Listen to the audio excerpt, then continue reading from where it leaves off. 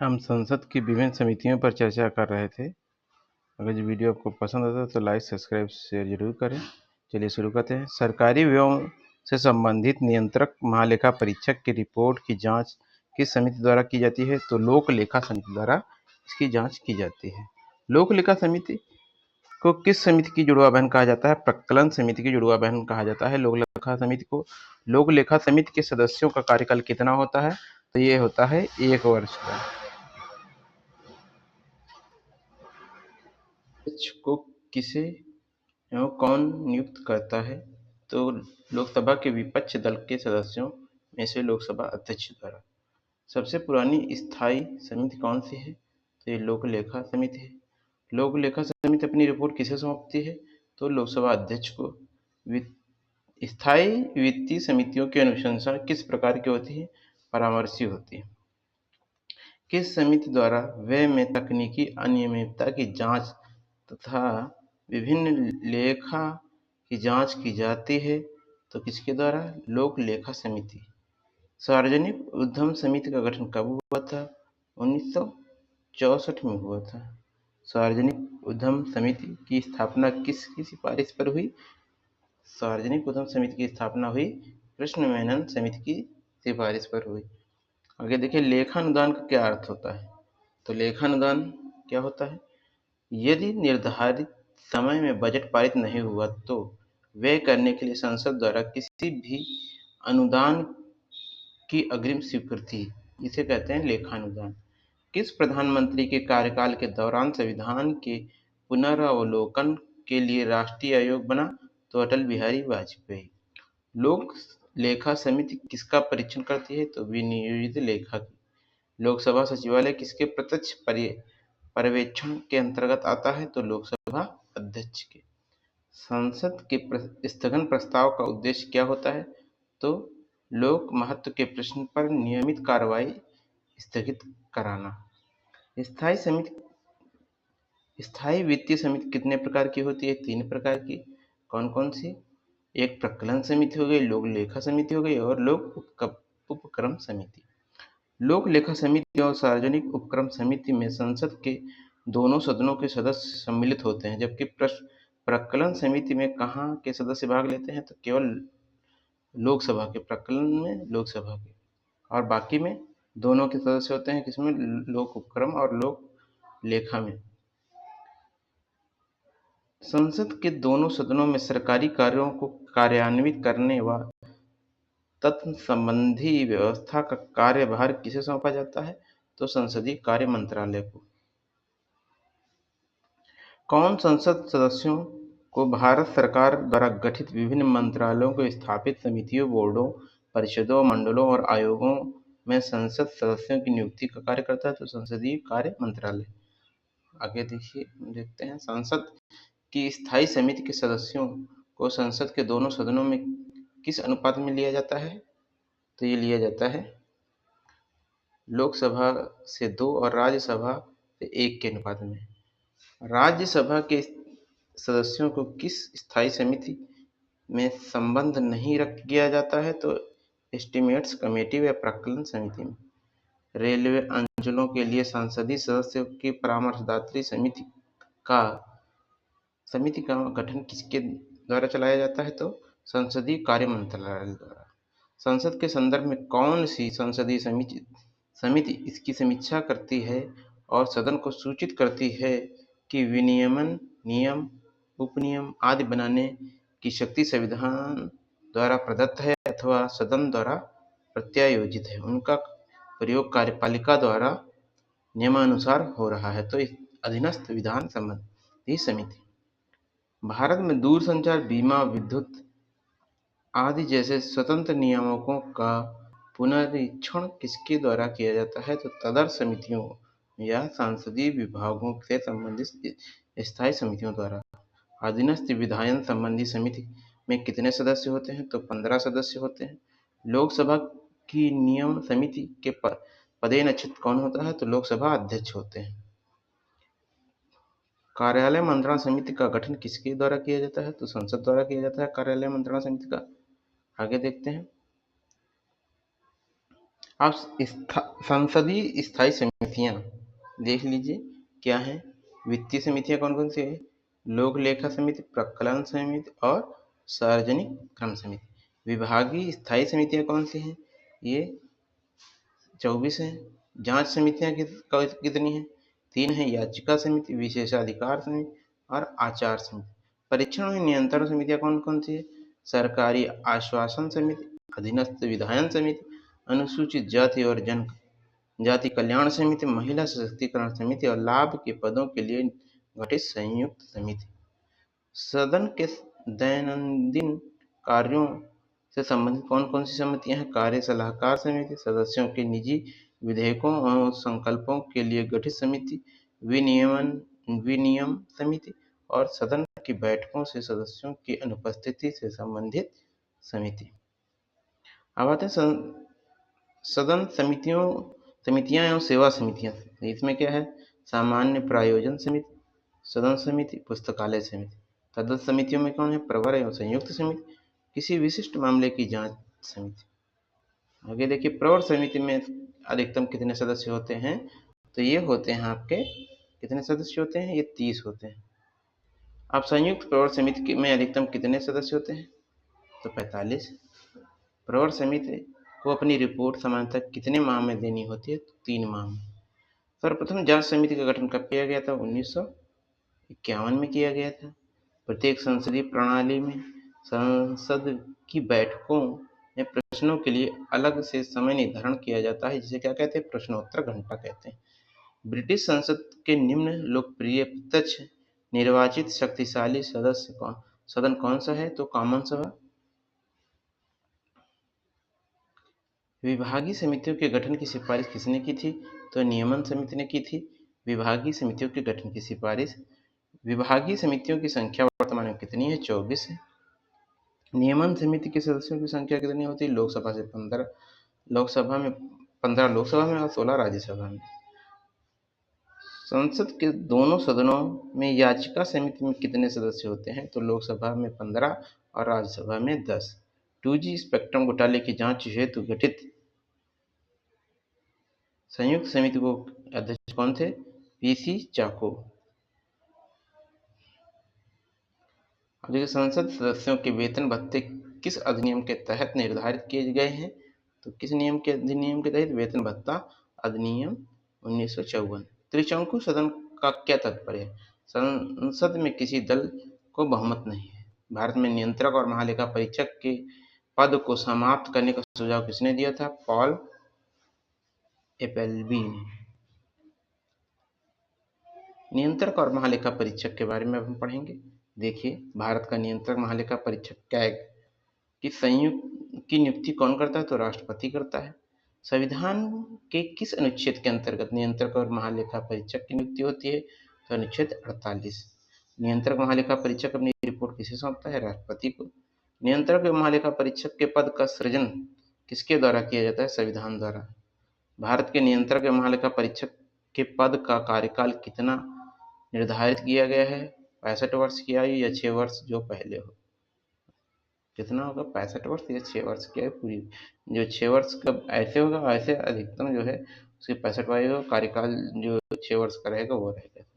नियंत्रक एवं महालेखा परीक्षक को किस प्रकार हटाया जा सकता है? तो उच्चतम न्यायालय के न्यायाधीश के समान रीति से। जैसे उच्चतम न्यायालय के न्यायाधीश को हटाया जाता है, वैसे नियंत्रक महालेखा परीक्षक को भी हटाया जाएगा। संसद की लोक लेखकों की बैठकों में उपस्थित रहता है तो नियंत्रक महालेखा परीक्षक।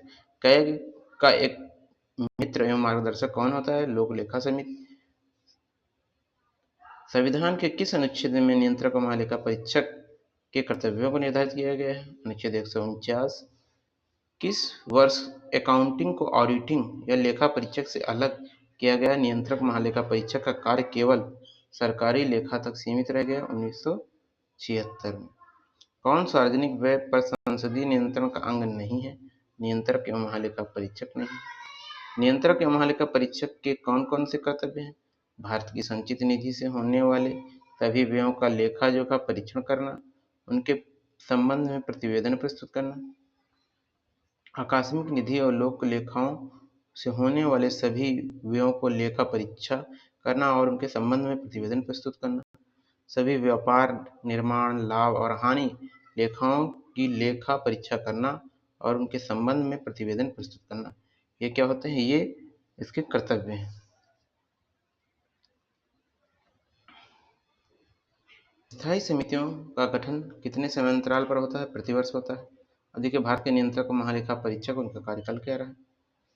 वी नरहरि राव 1948 से 1954, ये एस के चंद्र 1954 से 1960, एस के सी ए के राय ये हैं 1960 से 1966, एस रंगनाथ ये 1966 से 1972, ए बख्शी 1972 से 78, ज्ञान प्रकाश ये 1978 से 1984, टी एन चतुर्वेदी 1984 से 1990, जे सी समैया ये 1990 से 96, वी के शुंगलू ये 1996 से 2002, वी एन कौल ये 2002 से 2008, विनोद राय 2008 से 2013, शशिकांत शर्मा 2013 से 2017 और ये राजीव महर्षि ये आपके 2017 से 2020।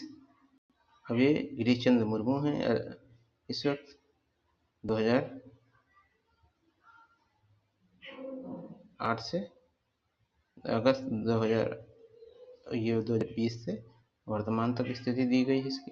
अब देखिए, राज्य की कार्यपालिका और विधायिका पढ़ते हैं। राज्य की कार्यपालिका और विधायिका। राज्य शब्द को परिभाषित किया गया है अनुच्छेद 152 द्वारा। राज्य सरकार का कार्यकारी अध्यक्ष या संवैधानिक प्रमुख कौन होता है? तो राज्यपाल होता है।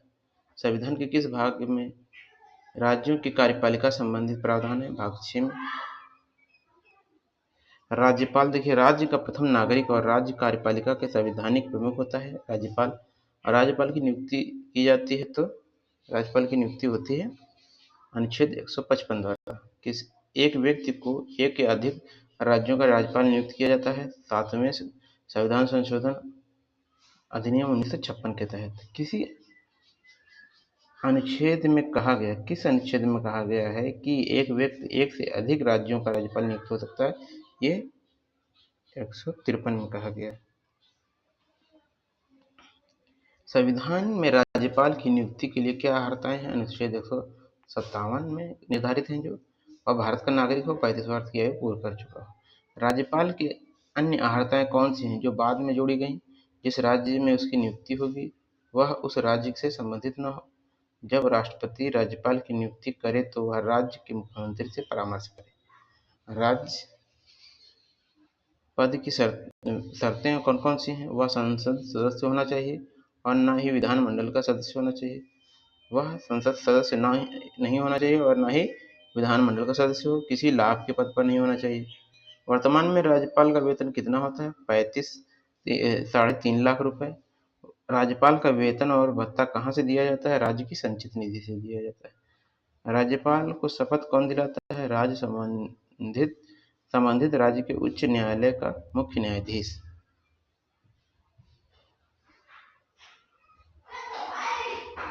राज्यपाल की शक्तियां देखिए। अनुच्छेद 154 एक राज्य की कार्यपालिका की शक्ति राज्यपाल में निहित होगी। वह इसका प्रयोग संविधान के अनुसार स्वयं या अपने अधीनस्थ अधिकारियों की सहायता से करेगा। राज्यपाल मुख्यमंत्री की नियुक्ति करता है और उसकी सलाह से अन्य मंत्रियों की नियुक्ति करता है। अनुच्छेद 164 एवं वे सभी उसके प्रसाद पर्यंत पद धारण करते हैं। राज्यपाल राष्ट्रपति से राज्य के संवैधानिक आपात की सिफारिश कर सकता है। वह मुख्यमंत्री के प्रशासनिक और विधायी संबंधी प्रस्थापनाओं की जानकारी प्राप्त कर सकता है। अनुच्छेद 167। राज्यपाल महाधिवक्ता की नियुक्ति करता है जिसके पारिश्रमिक को तय करता है। अनुच्छेद 165। राज्यपाल राज्य लोक सेवा आयोग के अध्यक्ष व सदस्यों को नियुक्त करता है किंतु इसकी पदच्युति राष्ट्रपति यानी पद से हटाना राष्ट्रपति द्वारा ही किया जाता है।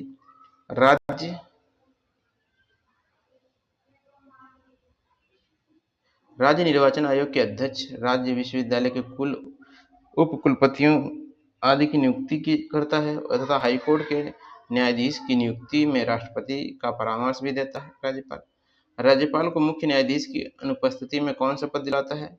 तो अन्य वरिष्ठतम न्यायाधीश। राज्यपाल की शपथ किस अनुच्छेद में उल्लेखित है? तो अनुच्छेद 159 में। राज्यपाल किसके प्रसाद पर्यंत पद धारण करता है? राष्ट्रपति के। अनुच्छेद 156(1) के अनुसार।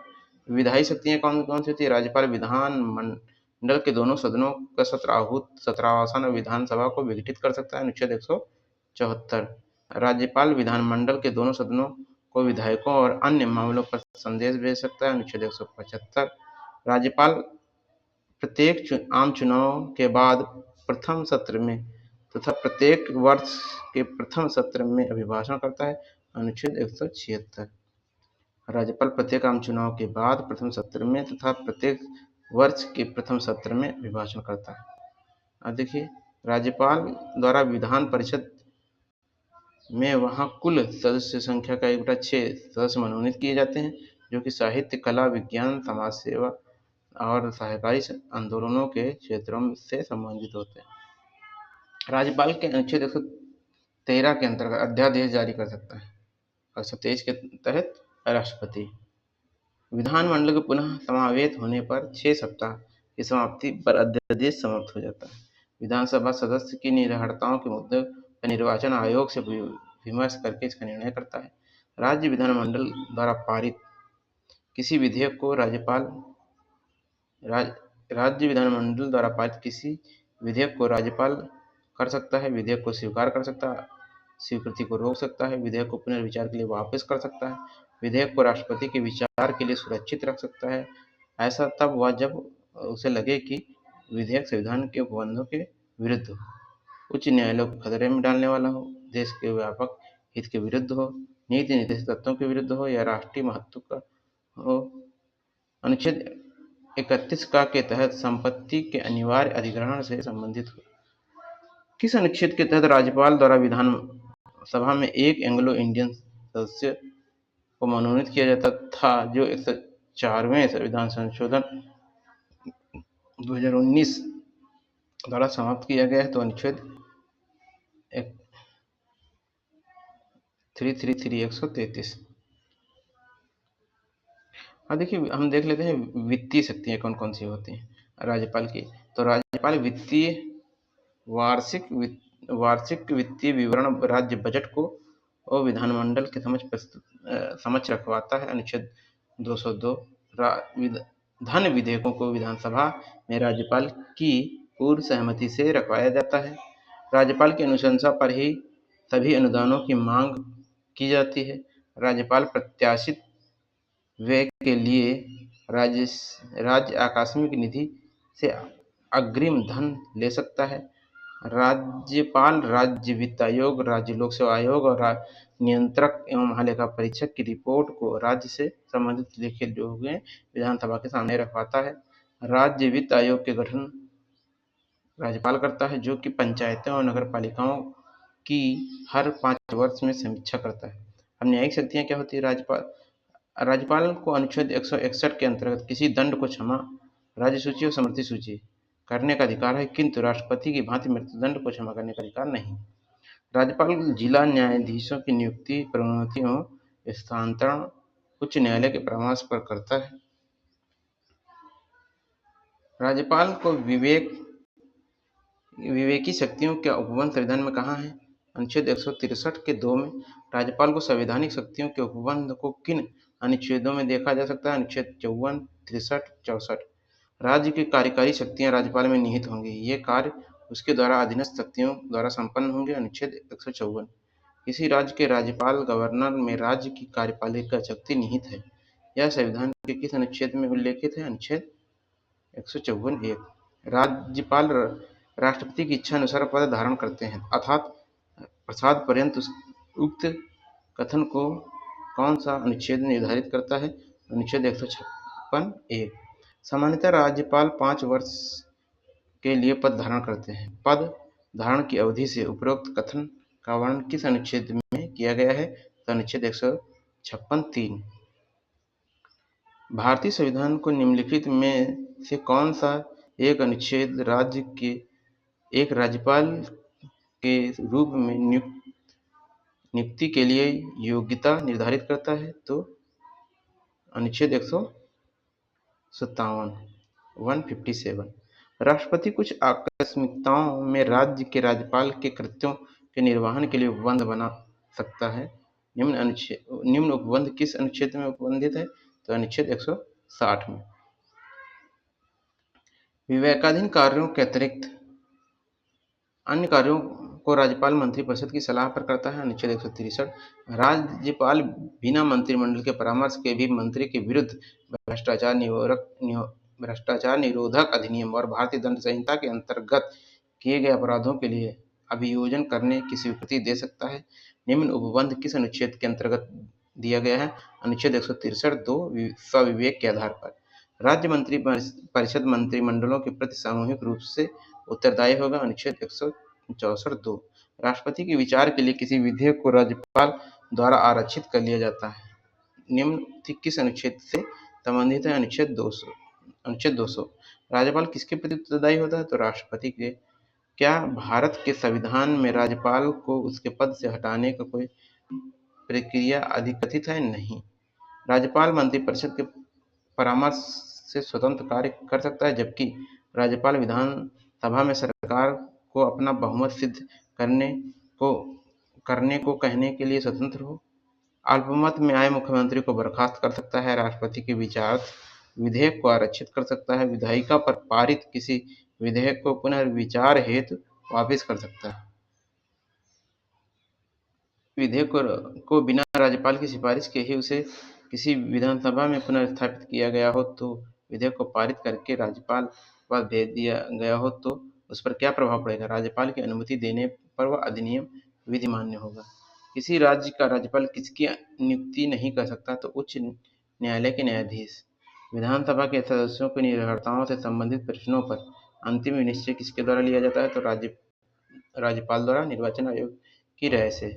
जम्मू और कश्मीर में राज्यपाल की नियुक्ति कौन करता है? तो राष्ट्रपति करता है। जम्मू कश्मीर के कार्यकारी अध्यक्ष राज्यपाल को 1965 तक किस नाम से जाना जाता था, जिसे जम्मू कश्मीर के छठे संशोधन द्वारा राज्यपाल नाम दिया गया? तो सदर-ए-रियासत। केंद्र शासित प्रदेश लद्दाख का प्रथम लेफ्टिनेंट गवर्नर किसे नियुक्त किया गया था? तो राधाकृष्ण माथुर को। राज्यपाल के वेतन और भत्ते दिए जाते हैं राज्य की संचित निधि से दिए जाते हैं। जब एक व्यक्ति को 2 या अधिक राज्यों का राज्यपाल नियुक्त किया जाता है, तो उस राज्यपाल के संदेह उपलब्धियां और भत्ते होंगे उन राज्यों के ऐसे अनुपात में आवंटित किया जाएगा जैसे राष्ट्रपति अवधारित करे। राज्यपाल को विधानमंडल के विश्रांति काल में अध्यादेश प्रख्यापित करने की शक्ति अनुच्छेद की किसमें है? किस अनुच्छेद के तहत है? तो अनुच्छेद 213 अनुच्छेद 213 और 123 जो है राष्ट्रपति को यह शक्ति प्राप्त है। राज्यपाल किन परिस्थितियों में अध्यादेश जारी कर सकता है? जब विधानसभा या विधान परिषद में से कोई एक अथवा दोनों ही सदन सत्र में न हो। राज्यपाल इस बात से संतुष्ट है कि अध्यादेश प्रख्यापित करने की परिस्थितियां बन चुकी हैं। किसी राज्य के विश्वविद्यालयों के कुलाधिपति कौन होता है? तो राज्यपाल होता है। भारत के किस राज्य की राज्यपाल बनने वाली प्रथम महिला कौन थी? तो सरोजिनी नायडू थी, उत्तर प्रदेश। राष्ट्रीय महिला दिवस किसकी स्मृति में मनाया गया है? सरोजिनी नायडू, 13 फरवरी की। राजस्थान को वे राज्यपाल कौन थे जिन्हें बर्खास्त किया गया था? तो रघुकुल तिलक 1980 में। किस आयोग का